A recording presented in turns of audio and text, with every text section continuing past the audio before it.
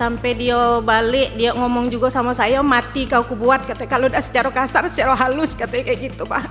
Kisah Tri Wulansari, guru honorer Jambi yang jadi tersangka usai tegur murid, ngadu ke DPR RI.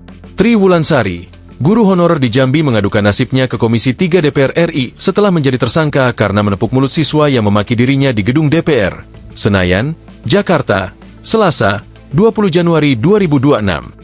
Tri menceritakan kisahnya awal dirinya bisa tertimpa masalah tersebut. Semua dimulai pada 8 Januari 2025, Tri memotong rambut siswa yang diwarnai pirang di lapangan sekolah. Sebab, dia sudah memperingatkan di hari-hari sebelumnya agar siswa yang berambut pirang mengecat kembali rambutnya menjadi hitam. Namun peringatan itu diabaikan. Jadi, anak berkumpul di lapangan sekolah dari kelas 1 sampai kelas 6. Kebetulan ada anak 4 orang yang rambutnya bersemir, Pak. Jadi rambutnya bersemir pirang. Anak kelas 6 SD. Merah gitu ya, cat pirang ya? Iya, disemir pirang, cat merah. Jadi saya melakukan razia karena sebelumnya sudah diberitahu. Sudah dikasih tahu bahwasanya yang dicat harus cat hitam kembali seperti itu sebelum libur semester. Ternyata setelah masuk liburan semester, mereka masih rambutnya bersemir.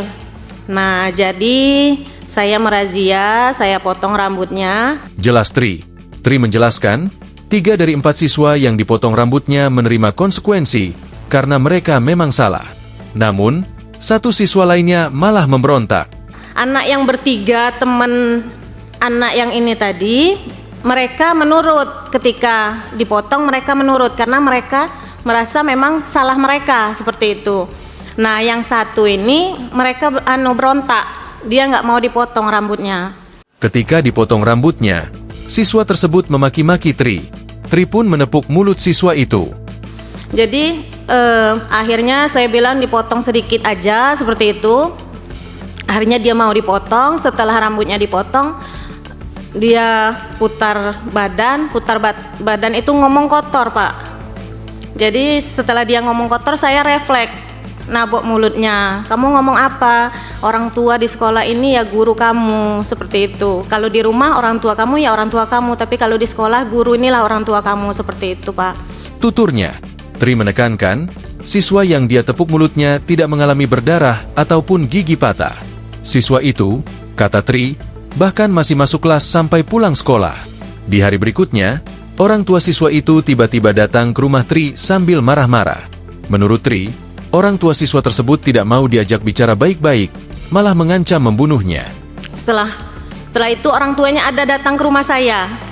Datang ke rumah saya, dia marah-marah ngomong, apa yang kau anuin dengan anak aku, kata gitu kan. Jadi saya jawab, duduk dulu bang, biar kita ngomong baik-baik kan gitu. Tapi dia tidak mau ngomong baik-baik, akhirnya marah-marah gitu. Sudah tuh sampai ngelontarin kata-kata kasar juga. Sampai dia balik, dia ngomong juga sama saya, mati kau kubuat, katanya. Kalau udah secara kasar, secara halus, katanya kayak gitu, Pak. Jadi itu mengancam begitu orang tua, mati kau kubuat, kalau udah secara kasar atau secara halus. Iya, jadi pas hari Kamisnya kepala sekolah memanggil orang tua tersebut. Maksudnya biar mediasi, tapi hari itu saya tidak diperbolehkan ke sekolah sama kepala sekolah. Karena takutnya terjadi apa-apa sama saya gitu. Jadi kepala sekolah berbicara dengan orang tua tersebut, tapi orang tua tersebut tidak mau karena kami sudah mengadukan ini ke proses hukum seperti itu, tidak mau berdamai kayak gitu. Akhirnya Papar Tri. Tri mengatakan, sejak pelaporan tersebut, mereka berulang kali mencoba upaya mediasi yang ujung-ujungnya selalu gagal. Tri menyebut orang tua itu ngotot tetap memproses hukum, meski sudah memaafkan. pada tanggal 28 Mei saya dipanggil juga ke ruangan kepala dinas bersama Bapak Ketua PGRI juga. Di situ juga kami mencari penyelesaian atas kasus ini seperti apa. Dan pada hari itu juga saya ditetapkan sebagai tersangka di Polres Muaro Jambi. Dan pada bulan Juni itu saya sudah mulai wajib lapor wajib lapor di Polres Muaro Jambi. Imbuh Tri. Akhirnya saya naik lagi ke rumah beliau pada tanggal 12 Januari. Meminta maaf secara pribadi, meminta maaf dengan rendah hati, dan saya mengatakan jika ada yang bisa saya lakukan untuk menyelesaikan masalah ini, saya akan lakukan. Dan jika saya harus tidak mengajar lagi di SD itu, saya pun ikhlas.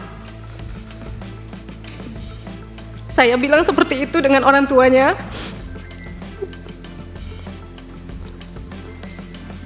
Tapi jawaban mereka,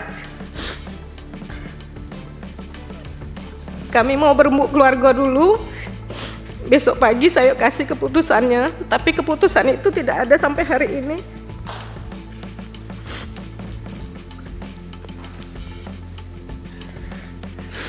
Jadi suami saya sudah ditahan dari 28 Oktober, hampir 3 bulan Pak.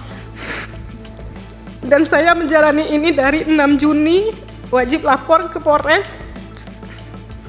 1 minggu 1 kali. Jadi kalau dari pihak pendidikan, pihak Bupati memang sudah banyak membantu, tapi memang tidak ada penyelesaiannya seperti apa. Seperti itu Pak.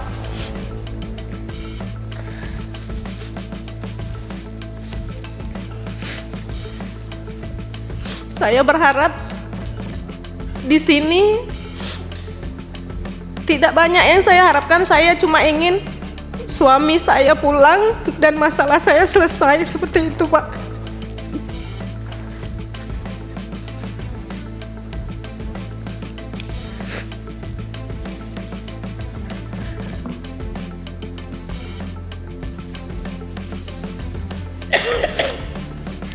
Terima kasih Pak. Oke, Bu. Dikutip dari Tribun Jambi, Kasat Reskrim Polres Muaro Jambi, AKP Hanafi Dita Utama membenarkan bahwa status Tri Wulansari kini telah menjadi tersangka. Ia menjelaskan, kasus ini kini telah naik ke tahap penyidikan serius.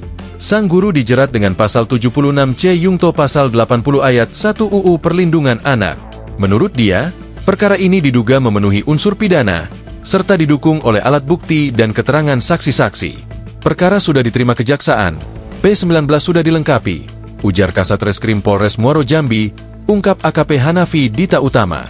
Di balik proses hukum, ada upaya kemanusiaan yang terus dilakukan. Pihak kepolisian dan kejaksaan telah berulang kali mencoba menjembatani perdamaian melalui mediasi. Pelaku bersama keluarga telah berusaha untuk meminta maaf kepada keluarga korban, namun pihak keluarga enggan membuka pintu maaf. Mereka minta yang melakukan kekerasan terhadap anak mereka harus mendapatkan hukuman sesuai undang-undang yang berlaku. Download Tribun X sekarang, menghadirkan lokal menjadi Indonesia.